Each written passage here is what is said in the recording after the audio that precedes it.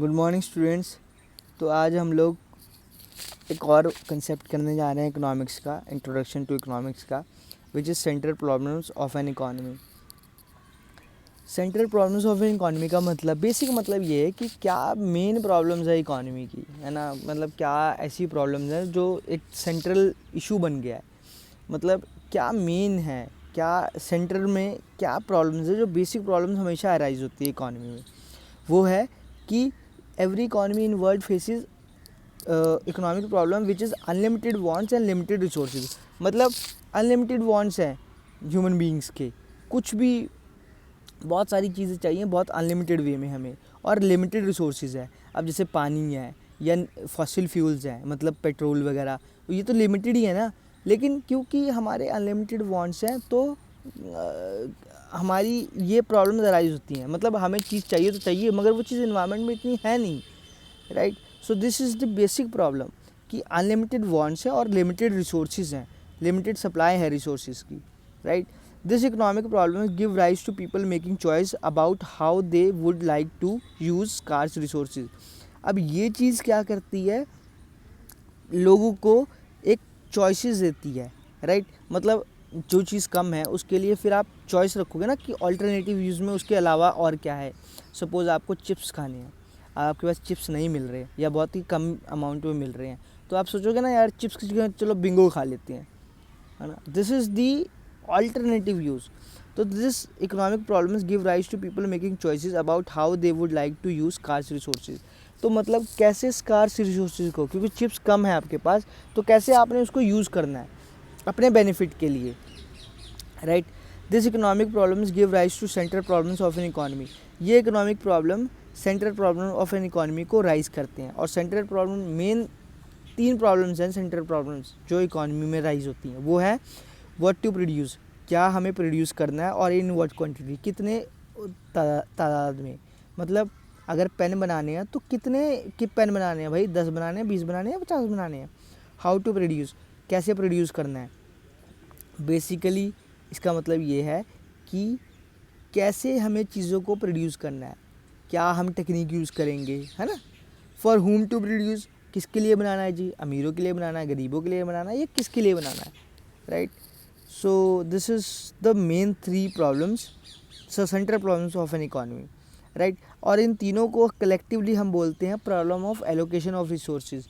Allocation of resources का मतलब होता है जब हम रिसोर्सेज को प्रॉपरली एलोकेट करते हैं, जिसका काम जो है उसका काम उसी को देना।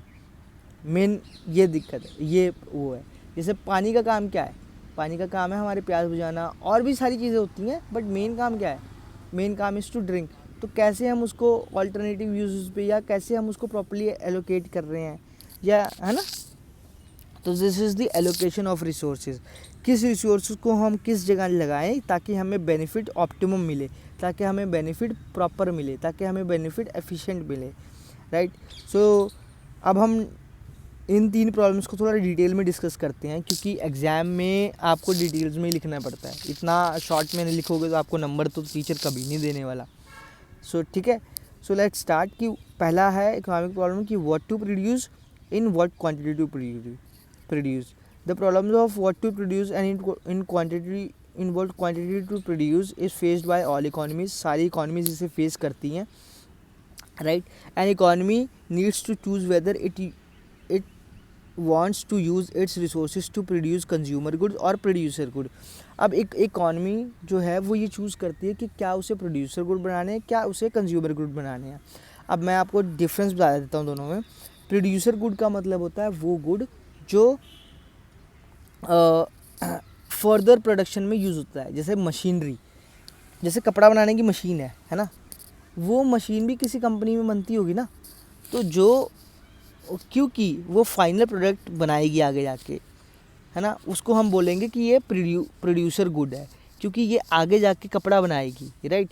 तो कोई भी चीज़ जो आगे जाके फर्दर प्रोडक्शन करेगी उसको हम प्रोड्यूसर गुड बोलेंगे। उसे हम कैपिटल गुड भी बोलते हैं, राइट। और कंज्यूमर गुड क्या है जी, जो ह्यूमंस ने हम सीधा डायरेक्टली हम कंज्यूम कर लेंगे। जैसे कि चिप्स हो गया, कुरकुरे हो गए, आपके पिज़्ज़ा बना दिया, है ना, ये सब कंज्यूमर गुड है। Alternatively, to what extent should luxury goods be produced in comparison to necessities or goods of mass consumption? अब ज़रूरी नहीं है कि सिर्फ दो ही काइंड ऑफ होते हैं consumer producer, there are luxury goods also. Luxury good यानी ज्वेलरी, पॉर्श ज्वेलरी हो गई, महंगे महंगे बहुत ही ब्रांडेड हाई ब्रांडेड क्लोथ्स हो गए, राइट। वो चीज़ जो ह्यूमन, जो मिडिल मैन कभी कंज्यूम कर ही नहीं सकता, है ना, वो हायर सेक्शन ही कंज्यूम करता है ना। जैसे अंबानी वगैरह हो गए, ये सब महंगी महंगी चीज़ें अफोर्ड करते हैं ना, ये लैम्बोर्गिनी ले ली, बड़ी महंगी महंगी गाड़ी ले ली। तो सोसाइटी ये तय करती है कि क्या भाई लग्जरी गुड हमें ज़्यादा चाहिए या वो गुड जो पूरी जनता को चाहिए, मास कंजम्पशन को चाहिए। मास कंजम्पशन क्या है, एक या तो गरीब होंगे या मिडिल मैन होंगे। इन दोनों की मेन ज़रूरतें क्या है जी, हमें रोटी मिल जाए, मतलब आटा मिल जाए मार्केट में, दाल मिल जाए मार्केट में, है ना, नॉर्मल सा कोई स्कूटर मिल जाए। तो ये सब चीज़ें नेसेसिटी गुड में आ जाएंगी, राइट। तो ये तय करना मुश्किल होता है कि क्या हम लग्जरी गुड बनाएं, क्या हम ये नेसेसिटी गुड बनाएं, right. An economy may also be faced with the question of how much of a consumer good be produced and how much of capital producer good to be produced. अब ठीक है, एक problem तो ये आ गई भी, क्या बनाएं, कितना बनाएं। मान लो अगर लग्जरी गुड भी बनानी है, कितनी गाड़ियाँ बनानी है, कितनी लैम्बोर्गिनी बनाएं, 50, या फिर कितने ज्वेलरी बनाएं, या फिर कितने हम लग्जरी क्लोथ्स बनाएं, या फिर वही अगर नेसेसिटी गुड की बात करें तो कितना आटा बनाना है ना, ये कितना क्या बोलते हैं चिप्स के पैकेट बनाने हैं मार्केट में कंज्यूम करवाने के लिए। तो ये पहली बात तो क्या बनाना है, दूसरी चीज़ कितने उत्पाद में, कितने नंबर्स में बनाना है। 100 पैकेट बनाने हैं चिप्स के, 1000 बनाने हैं कि लाख बनाने हैं, है ना। दूसरा है हाउ टू प्रोड्यूस, कि कैसे प्रोड्यूस करना है, ठीक है। इसमें हम टेक्निक की बात करते हैं, मतलब किस तरीके से प्रोडक्शन होनी चाहिए। देखिए आम तौर पे हमेशा ना इसमें ये पूछा जाता है कि मेन क्या है, मेन ये है कि क्या टेक्निक होनी चाहिए। अब टेक्निक का मतलब किस तरीके से चीज़ें प्रोड्यूस करनी चाहिए। सपोज़ करिए दो कंपनियां हैं, कंपनी ए कंपनी बी। कंपनी ए जो चीज़ें बनाती है वो मशीन से बनाती है, कंपनी बी आदमियों से बनवाती है ना। तो जब जो आदमी से बनवाएगा और जो मशीन से बनवाएगा, दोनों में डिफरेंस तो होगा ही ना। कॉस्ट का डिफरेंस होगा, क्वालिटी का डिफरेंस होगा, है ना, हर चीज़ का डिफरेंस होता है। तो वही चीज़ है कि टेक्निक में हम क्या यूज़ करें। तो by technique of production we mean the different combination of factor of production that can be use to produce a good. अब these are called factor of production. Factor of production मतलब वो चीज़ें जो production में use होती है उसे हम बोलते हैं फैक्टर ऑफ प्रोडक्शन। जैसे लैंड हो गया, लेबर हो गई, कैपिटल हो गया, एंटरप्रेन्योर हो गया। इन 4 चीज़ों को बेसिकली हम फैक्टर ऑफ प्रोडक्शन में यूज़ करते हैं, ठीक है। वो हम आगे जाके पढ़ेंगे। फ़िलहाल के लिए आप इतना समझिए कि जो जो चीज़ें प्रोडक्शन में यूज़ होती हैं, जैसे आपको पेन के बनाने में क्या क्या लगा होगा, प्लास्टिक लगा होगा, है ना, रॉ मटेरियल है, उसमें कारीगर लगा होगा, इसकी शेप को डिज़ाइन किया होगा उसने, तो लेबर लग गया, है ना। एंटरप्रेन्योर जिसने उस कंपनी में पैसा डाला है ताकि वो पेन निकले, आउटपुट हो उसकी, वो एंटरप्रेन्योर हो गया। एक ज़मीन होगी जहाँ पे वो इंडस्ट्री खड़ी होगी, है ना, वो लैंड हो गई है ना। अब ऐसा तो है नहीं कि हवा में इंडस्ट्री खड़ी हो जाती है, कोई प्रॉपर ज़मीन होती है, ज़मीन खरीदते हैं, फिर उस पर कंपनी बनती है, एक इंडस्ट्री बनती है, उसमें पेन बनता है, उस कंपनी में कोई पैसा लगाता है। तो दीज आर ऑल, ये सबको कंबाइन जब हम करते हैं तो ये फैक्टर ऑफ प्रोडक्शन बनता है, राइट। तो by technique of production we mean different combination of factor of production, मतलब डिफरेंट कॉम्बिनेशन लेंगे हम फैक्टर ऑफ प्रोडक्शन के, that can be use to produce good, ताकि हम उससे गुड्स प्रोड्यूस कर सकें, right. Generally all goods can be produce through different method of production, ठीक है। Various method of production require different combination of factor of production. वही चीज़ है कि अगर अलग अलग आपको प्रोडक्शन टेक्निक यूज़ करनी है, प्रोडक्शन मेथड यूज़ करने हैं, तो डिफरेंट कॉम्बिनेशन लगेंगे फैक्टर ऑफ प्रोडक्शन के, right. A technique of production could either be labour intensive और कैपिटल इंटेंसिव, या तो लेबर इंटेंसिव टेक्निक हो सकती है या कैपिटल इंटेंसिव। अब लेबर इंटेंसिव का मतलब क्या है, राइट। लेबर इंटेंसिव का मतलब होता है कि लेबर को यूज़ करके जब प्रोडक्शन होती है तो उसे हम लेबर इंटेंसिव टेक्निक बोलते हैं। जैसे कि आपके घर में या सोसाइटी में कोई भी चीज़ बन रही है, सपोज़ करिए एक कपड़ा बन रहा है, शर्ट जो आपने पहनी है वो बन रहा है, तो कंपनी में जो शर्ट बनी है वो सिर्फ आदमियों ने मिलके बनाई है। किसी ने पहले यानिंग की होगी, है ना, वो कॉटन निकाला होगा, फिर वो जूट कॉटन निकाल के फिर उसको यान किया होगा, उसकी थ्रेडिंग, वो रस्सियाँ बनाई होंगी उसकी, फिर उस शर्ट को बुना होगा ठीक है, सब आदमियों ने किया है, मशीन ने कोई काम नहीं किया।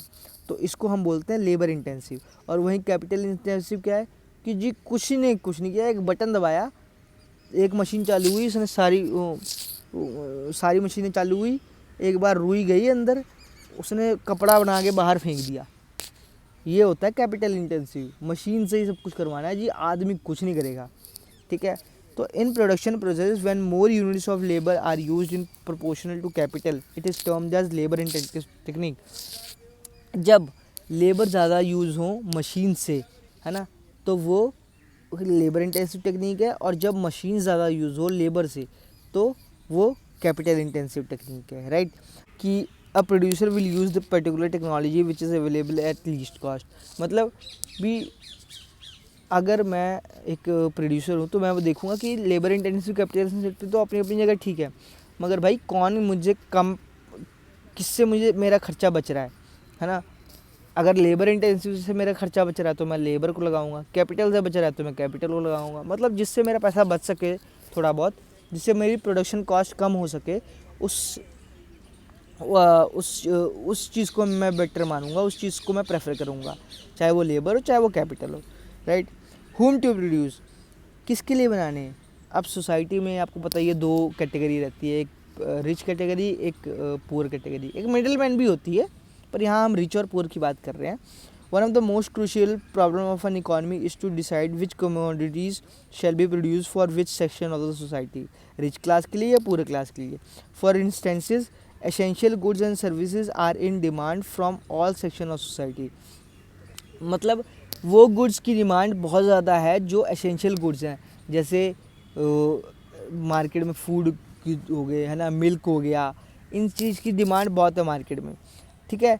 और वहीं पे certainly but only certain section of society have demanded for luxury good. वहीं पे कुछ सेक्शंस ने सिर्फ लग्जरी गुड की डिमांड की है, जैसे महंगी महंगी ज्वेलरी, महंगे महंगे कपड़े, right. Such a situation arises due to difference in income distribution among the population. ये सिचुएशन तब अराइव करती है जब there is income distribution among the population. मतलब इनकम डिस्ट्रीब्यूशन का मतलब होता है पैसों में डिफरेंस आना दो कैटेगरीज में। जो पुअर सेक्शन है उसके पास तो पैसे कम है, तो कम पैसों के साथ वो बोलता है भाई मुझे तो खाने के लिए चाहिए, आज का रोटी का हो जाए बस। वहीं अमीर लोग क्या कहते हैं, अरे यार रोटी तो आती रहेगी, रोटी तो आ ही जाएगी उनके पास, अब चलो और पैसा आ गया तो इनको इससे गाड़ियाँ ले लेते हैं या महंगे महंगे कपड़े ले लेते हैं, है ना। तो क्योंकि उनके सैलरी में डिफरेंस है, उनकी इनकम में डिफरेंस है, इसीलिए ये उनके चॉइसेस में भी डिफरेंस आ रहा है, right. At the same time choices of goods and services rest on prevalent states and taste and preferences in an economy. और वहीं choices of goods and services का टेस्ट एंड प्रेफरेंसेस से भी लेना देना है। मान लीजिए कि आप क्या कहते हैं, आपका टेस्ट है कि यार ठीक है नेसेसिटी गुड हो गया, लेकिन अब मेरे को लग्जरी गुड की डिमांड है, तो आप लग्जरी गुड कंज्यूम करेंगे। मतलब आपकी जो इच्छा है, वहाँ आपको ब्रांडेड क्लोथ पहनने हैं तो आपने लग्जरी गुड पे खर्च कर दिए जी। आपको अभी नहीं, आपको नेसेसिटी गुड ही चाहिए, आपको अभी आटा दाल ही खाना है, तो आप नेसेसिटी गुड या दूध ही पीना है तो नेसेसिटी गुड पे कंज्यूम करोगे, है ना। तो आपके टेस्ट एंड प्रेफरेंस का भी यहाँ पे मूल्यांकन किया जाता है, मतलब टेस्ट एंड प्रेफरेंस को भी कंसिडर किया जाता है। सो आई होप आपको ये समझ आया होगा the central problems of an economy. और अगर आपको कोई भी प्रॉब्लम्स आती हैं इसमें तो please do comment me in the comment section, I will definitely reply to it.